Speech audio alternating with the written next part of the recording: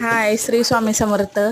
हे बघा, आपल्याला आज खूप कंटाळा आलेला कपडे धुण्याचा. तर काय केलं, बादलीमध्ये पावडर टाकली, निरमा पावडर.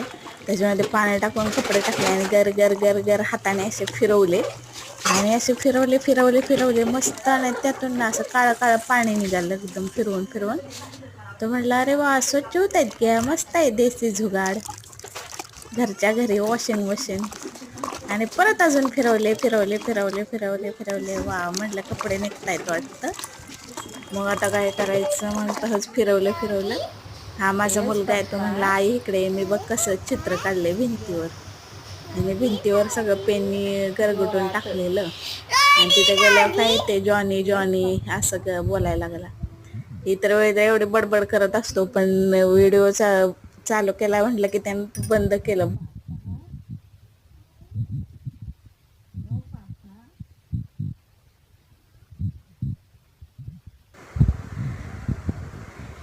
हळूहळू बोलायला लागला. आणि मग काय, लाईक करा, शेअर करा, बाय असं बोलत होता तो. म्हटलं बरं बरं बरं चालेल.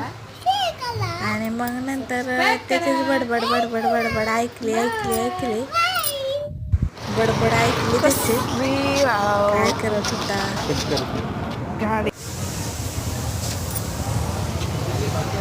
आणि आम्हाला गादी घ्यायची होती. गादी खराब झाली म्हणून आम्ही गादी घेण्यासाठी बाहेर गेलो.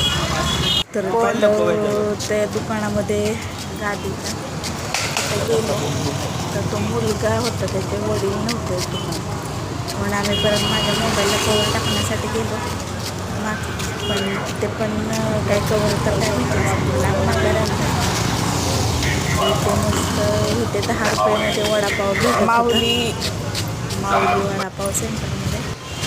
तिथून पुढे आलो गादीच्या दुकानात, तर इथे गादीच्या तो माणूस काही आलाच नव्हता, तर त्याचा मुलगाच होता तिथं. परत माघारी गेलो.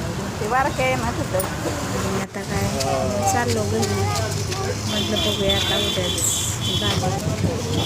आणि खूप महाग पण बोलत होता तो.